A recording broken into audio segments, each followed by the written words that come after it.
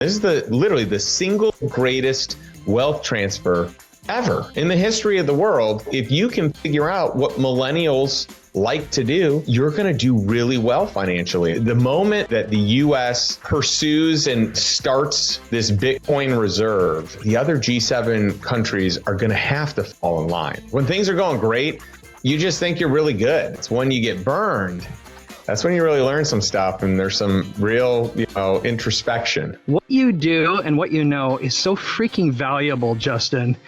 I can remember saying, everyone wants what you've done and everyone wants what you know. Selling the ultimate dream, which is freedom, but you're doing it through such a diligent, creative mindset, but you're also so systematic.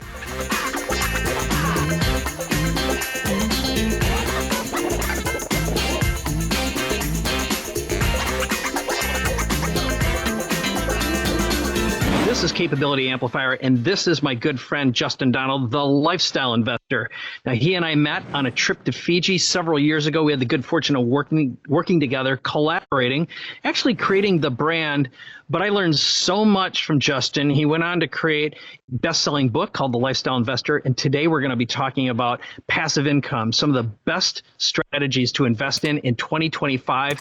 He targets some really specific, great niches to look at that are very non-obvious. We're going to talk about crypto, but more importantly, we're talking about lifestyle compatible investing.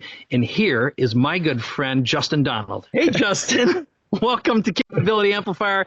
It's so good to catch up. We were just getting caught up before we started rolling here. And you are the lifestyle investor. We've known each other now for years. You've got an amazing brand. What's hot for 2025 and how the hell are you doing? Oh, man. Well, let's start first off with I'm doing great. It's so good to see you. I'm glad that we could catch up off air for a little bit and just see how each other's families are doing and what's new. And I can tell you're loving life there in Pescadero and really enjoying that, Cabo countryside. It's so nice. Yep. I'm watching the sunset. Ocean's off to my right. And it is exquisite. This is a great time to be down here. I love it. I love it. Well, you deserve it. You've been working hard. You've been doing some cool stuff in life. And, I'm still so thankful for our years of friendship and some of the cool collaborations that we've been able to do, because you're brilliant at extracting ideas from people's minds and helping make it a reality. So working together was a lot of fun. Yeah. Thanks, man. So tell me, I just want to jump right into lifestyle investing, passive income. Sure. Everyone needs it. I want to begin. I want to ask the bombshell question, which what were the biggest mistakes you made in this past year? And do you have any investing regrets? What fell apart? Yeah, it's interesting. I try not to live in a world of regrets. I think even when things don't work out as planned, or if they take a weird turn, there's just so much education and so much opportunity to learn in that. So I have, many failures and blunders, and like any other investor, I'm not going to get it right all the time. Luckily, 2024 was actually a really good year. So I don't have any blunders from 2024. Now, I've got plenty of blunders from prior to that, and we can talk about all that. But, in the moment, it is really painful when things go wrong and you make a bad investment, you lose money. It's the worst feeling in the world. But once you can get beyond that, my best lessons truly have been from like the times where I've lost money, because it left such a burn that you're forced to learn lessons. You can't not learn lessons. When things are going great, you just think you're really good. You think you're better than you really are. And often people don't take into account like the economy helping you. You've got, low interest rates, you got whatever it is. And so most people think they're better than they really are. It's when you get burned, that's when you really learn some stuff. And there's some real, introspection. All right. So any specifics? Yeah, I did a deal. So this is going back a few years now, but I did a deal that was supposed to be a senior secured position that was collateralized. So if things didn't go well, I should have been in first position and there should be assets for me to be able to take. Well, this wasn't properly papered or documented. It wasn't properly memorialized. Mm-hmm. And so it left me in a situation where I wasn't able to recoup what I thought I was able to recoup. And there was another situation. And by the way, we'll see how this plays out, where we got a personal guarantee, but that person filed for bankruptcy, or they're about to, we suspect that they're going to file for bankruptcy. And so it'll be interesting to see how that personal guarantee actually plays out if they have no assets, right? So, those are a couple of situations. I mean, back when I wrote the book, when you and I were going through that, we talked about a big Ponzi scheme I invested in, and that's still one of my largest losses, but greatest learning lessons. So because of that situation, I have not had any losses to that magnitude, which is great. And the last few years really, even though the last few years hasn't been great for a lot of people and it hasn't been great for interest rates, it's actually really been a good season for us and for the lifestyle investor community, because we've just been like so much safer, so much more cautious, so much more conservative in our investments, and so much stricter on our underwriting, that we have really done a handful of pretty incredible deals when most people are kind of not doing deals, or or they're just not getting the returns they want to get. Okay. So let's move on into the positive moving future. That's what Dan likes to say. I'm super curious. So here we are, as of now, when we're recording this, it's the end of the year, and you're all about buying your time back, passive income. And for anyone who's not familiar with your platform, it's all about taking risk off the table, buying your time back, and creating passive income. And I'm curious what you're looking forward to in the hopper for 25 that you can talk about. So if you've got some big tips, under the radar trends, emerging markets, everyone should be paying attention to. Yeah, I'd love to share just a handful of things I'm thinking about. My third commandment, which is part of my investment criteria. So one of my lifestyle investing commandments is to find invisible deals. And the way that you do that is you pay attention to trends. You pay attention to where money is being spent. You pay attention to where money is being transferred. And so we're in the midst right now, as we speak, of the largest wealth transfer in the history of the world. You've got baby boomers that are passing, some experts estimate $80 trillion. I've heard as low as $75 trillion. And I've heard as high as $110 trillion over the next 20 years. And it's already begun. And so, you think about what that looks like here over the next timeline. This is literally the single greatest wealth transfer ever in the history of the world. And so if you can figure out what millennials like to do, how they like to shop, how they like to, spend time, what are they doing for recreation? How do they like to travel? How do they like to work? I mean, if you can figure all these things out, you're going to do really well financially. And so I like to look at some of that. I like to look at some of the other trends. I like to really kind of pay attention to what's going on. So, if you want, I can kind of give like an overview of a handful of things. I mean, I can either go deep into a handful of things, or I can kind of go wide and give you a whole bunch of trends and niches. All right. So here's my gut is, let's do the top 3 to 5, because just tip on the millennials and what they like to do. I mean, that's one of those, it shouldn't be obvious to everyone, and I know it isn't. But I'd love to, let's nosedive into a few of the top ones that are on your radar, that, like, if you had 50, 250, $500,000, $1 million to put somewhere, where would you put it right now that you are very confident it's going to do something very positive? Okay. Well, here's where I'll start. All right. I've got a few genres that I'd love to tackle, and I'm going to save my favorite one for last. Okay. And it's something you probably want to ask me about anyway, I would imagine, based on what I know about you. But let's talk about trade with Mexico.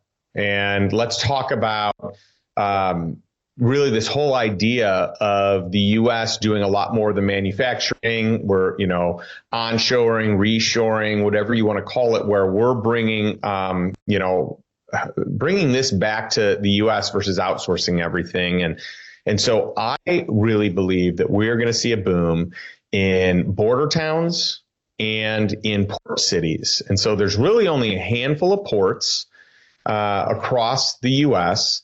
that are the big ports. You've got a couple that are on the West Coast. You got a couple on the East Coast. You've got Houston. And that's really, it's the biggest in the Gulf, but it's not what most, it doesn't even compete with the other ports, right? And it could be a big player in the future, but I think these towns, in the Rio Grande Valley, I think you're going to see a boom in real estate. You're going to see a boom in industrial. You're going to see a boom in,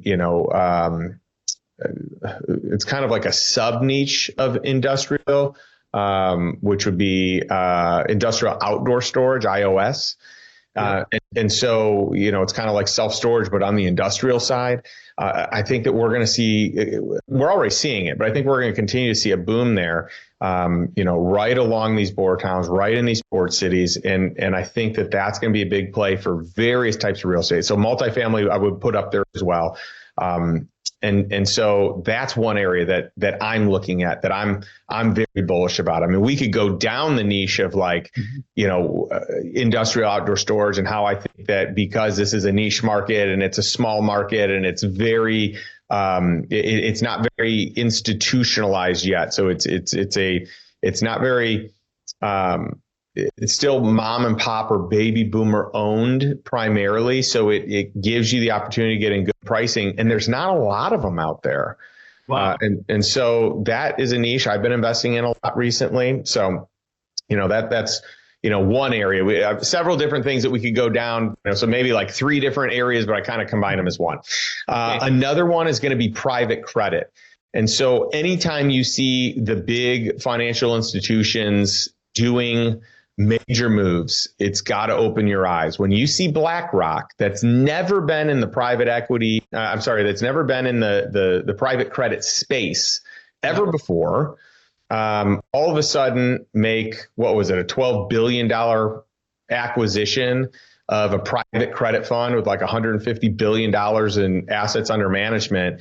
They went from being a non-player, like not even on the team, they're not even rostered, right? Yep. To being one of the biggest players in the space overnight. So I am still very bullish there. I think that there's going to be a lot of people that have inferior products, have high margin, that are high leverage. There's probably a lot out there that's not going to be great, but there's tons of great private credit opportunities, which if you don't have a banking sector that is willing to lend money the way they could and should and the way that they used to, then the private side comes in and they create solutions, right? Yeah. So huge fan of that. That's been a big part of our portfolio. I still think buying small and medium-sized businesses with this whole baby boomer retirement kind of theme and craze, like we're going to see more of that. So I talked about it a little bit, but how does it show up? It shows up in the real estate being sold. It shows up in these businesses being sold.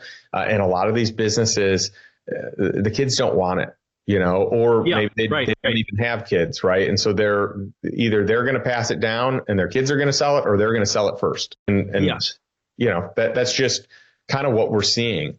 I think another huge one is minority equity positions in pro sports teams.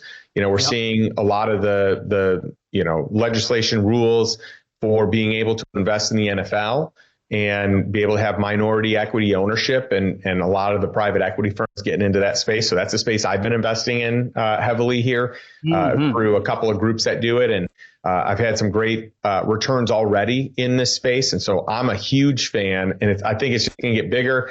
You're going to see it in college sports. So a lot of the schools that are private, they're going to be selling the majority of their stake. There are people already talking about buying. There's a handful of groups that are literally talking about buying 51% or more of many of these universities, right? So you're not going to see that most likely on the state side, like a public school, but for sure on the private side.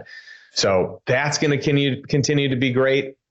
and a great long-term store of value. I think esports is something to really pay attention to. I mean, it's huge in Asia. It's pretty massive in Europe, and it's coming to you. It's very big in Latin America as well, but it's coming to the US. And if you just ask your younger kids, what are they doing? What do they like to spend their time doing? You will know all you need to know that this is going to be a major investment opportunity. And so there's one of the biggest teams, actually the biggest brand in the history of esports is a company that, because this deal is currently in the works, I'm not going to say it by name, but I'm really excited because I'm part of that investment, and I'm very bullish on this space.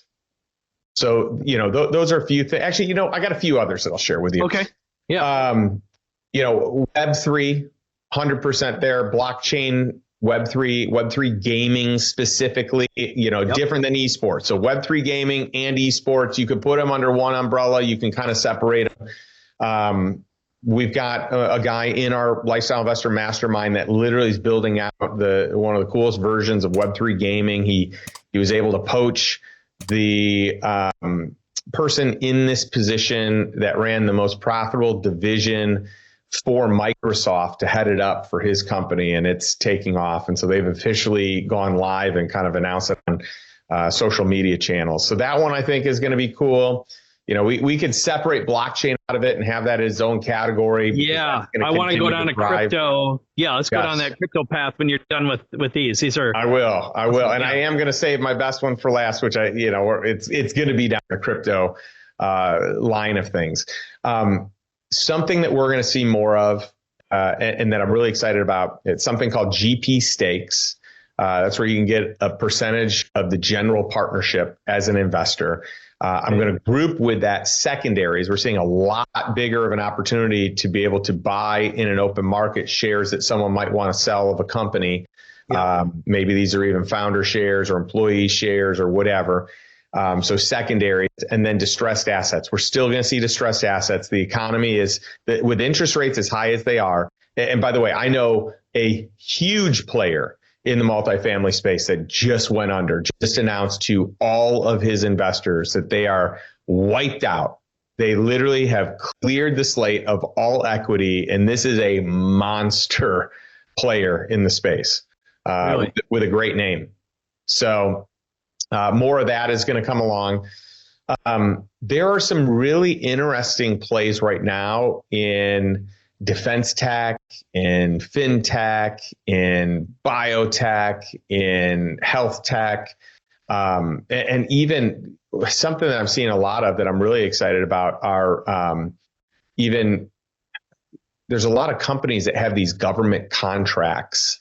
And these are like long 10, 15, 20-year contracts where you're locking in some massive value.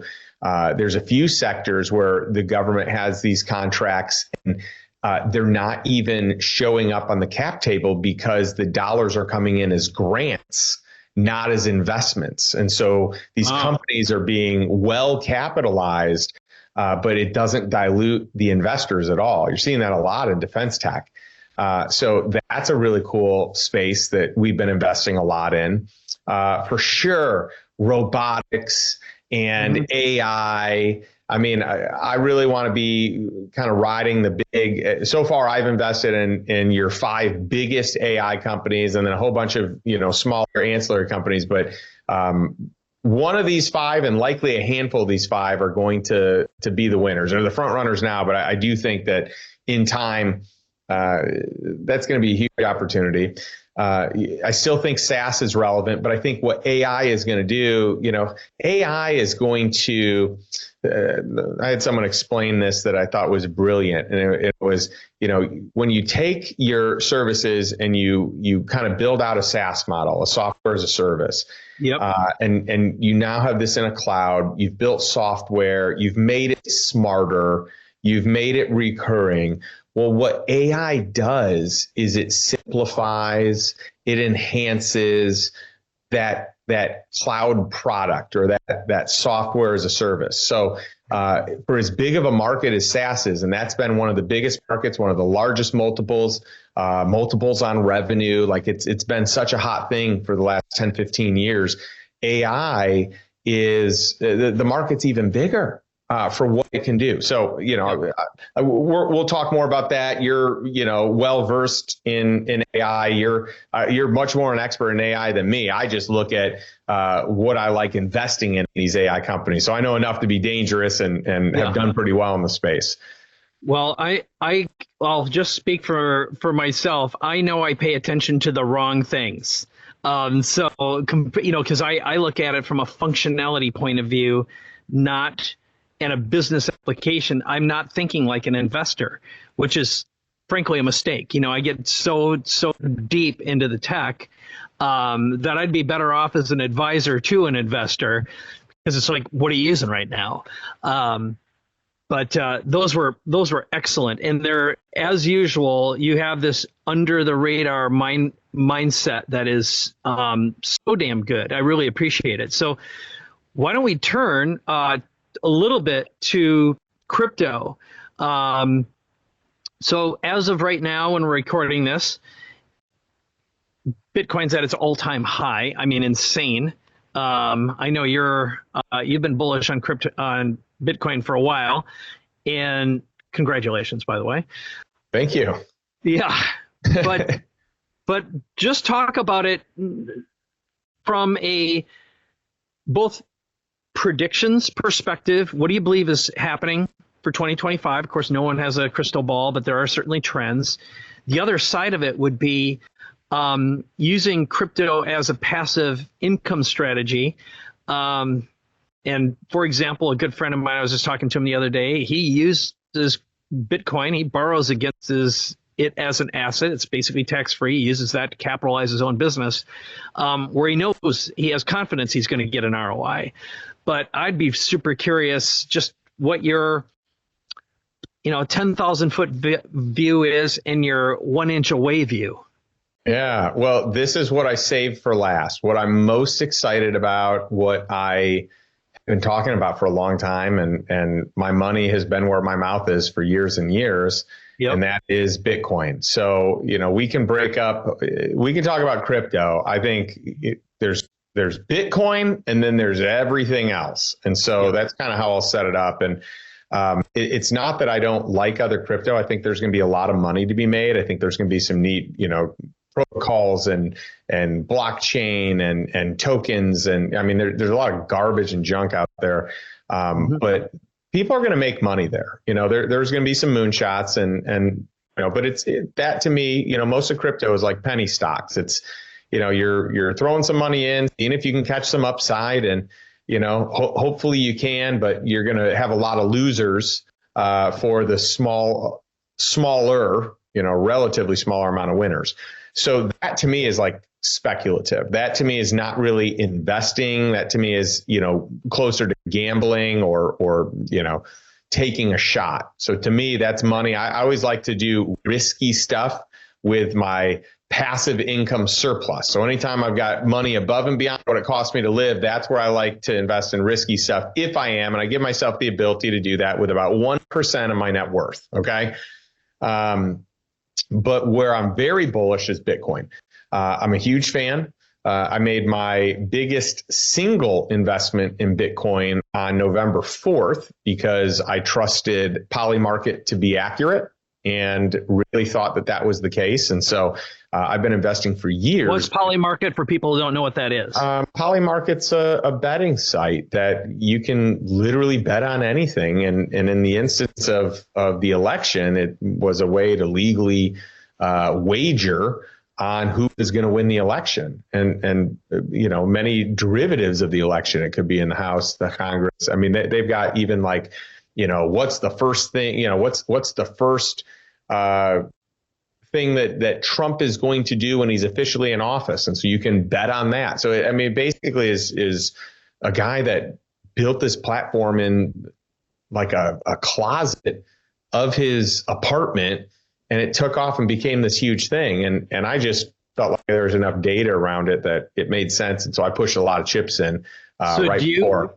So I'm just curious, sub question of that. Do you use this as an investing indicator for as a way to look and predict markets beyond Well, this? it's certainly a data point or sets of data points. I mean, I'm not going to make all my decisions based on it, but I felt like there was enough information across the three major betting platforms that told me enough that I could make an educated guess. Now, this is different though, because I believe no matter who's who's running the country, that Bitcoin is going to continue to go up. I think it's going to go up a lot faster now based on having a pro-crypto government. But there's no doubt to me that when you have sovereign nations that are putting this in as their legal tender, like this is you've got a handful of countries that have done this. You've got more that are going to do it. You've got the moment that the U.S.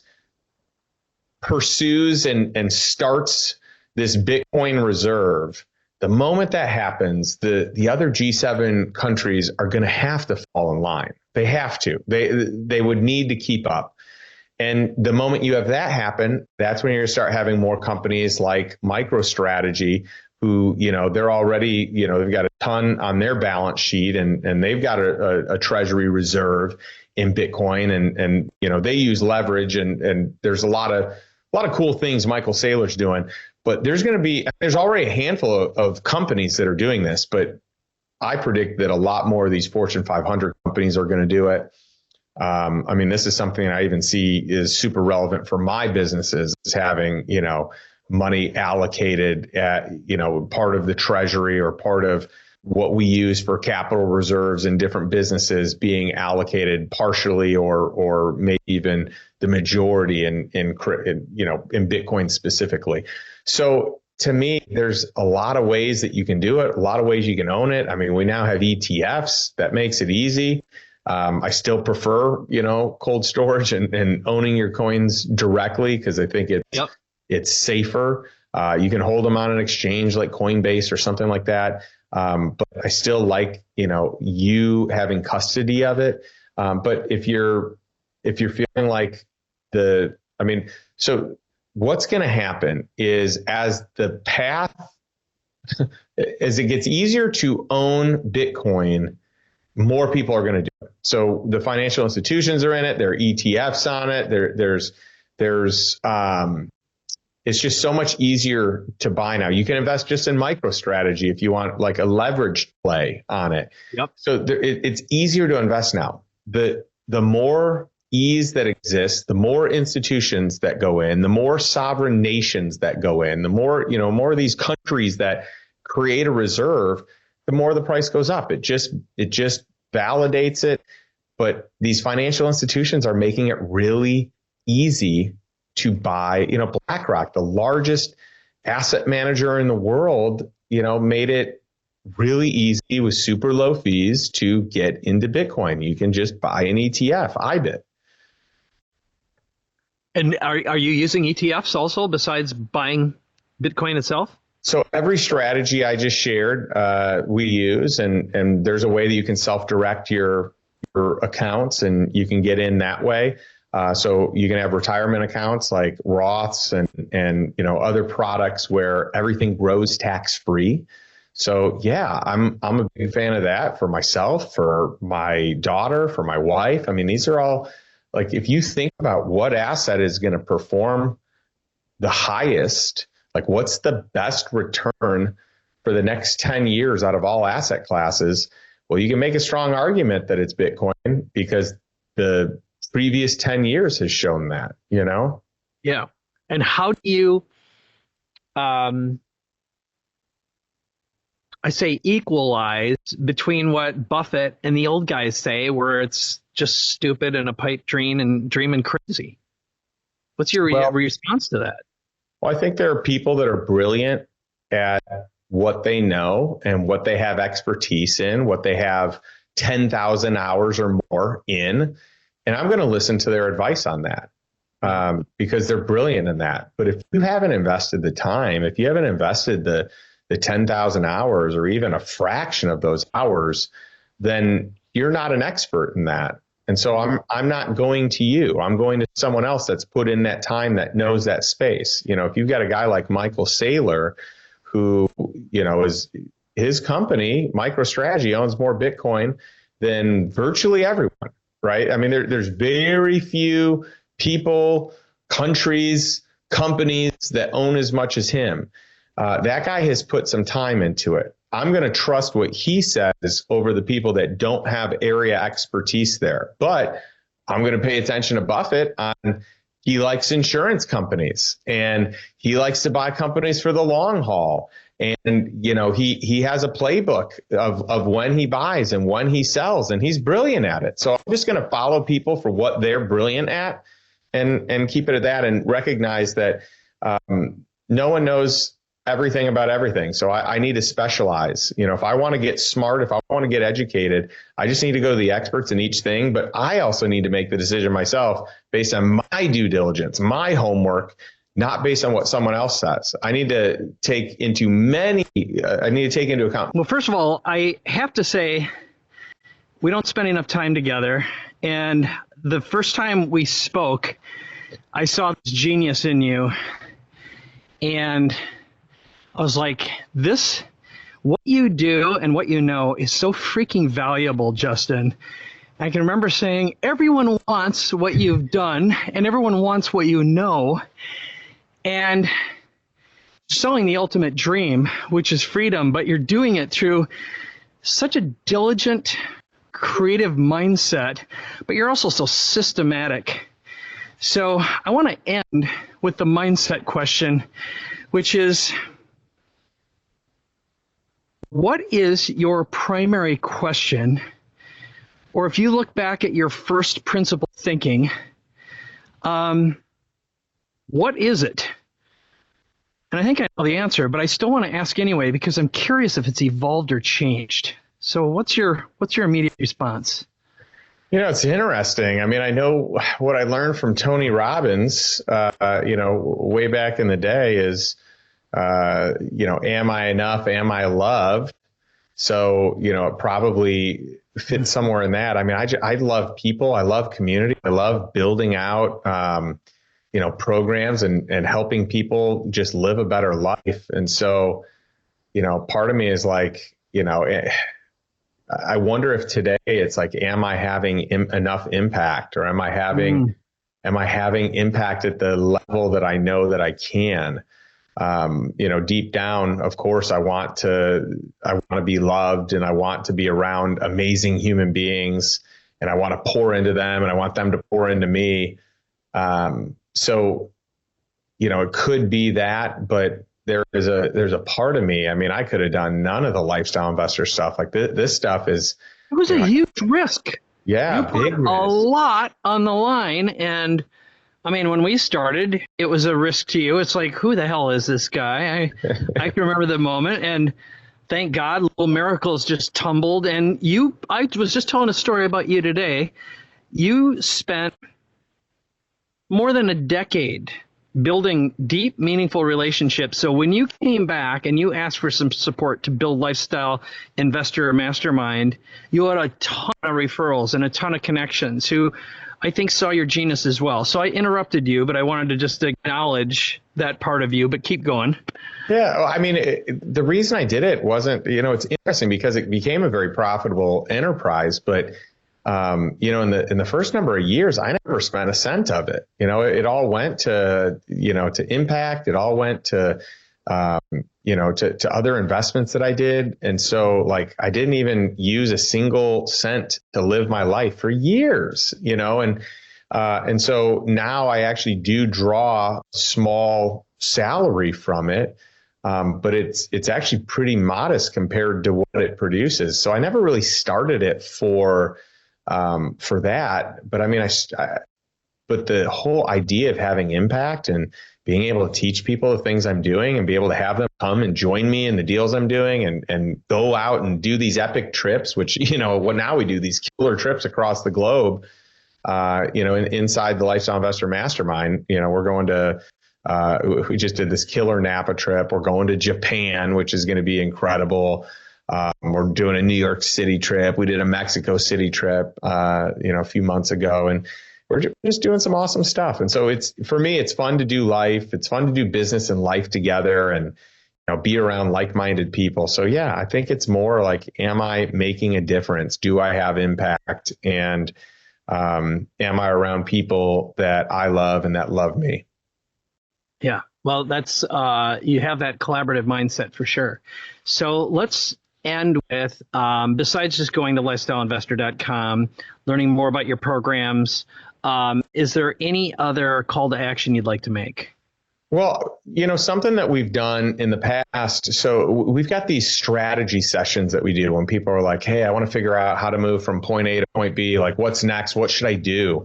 And so we've been charging, $499 to do one of these strategy sessions. And I'd love to just give it to your community for free. So if someone goes to lifestyleinvestor.com/consultation, they'll get the opportunity to do a free strategy call with someone on our team that's very well versed in all the things we do. We've got a ton of courses.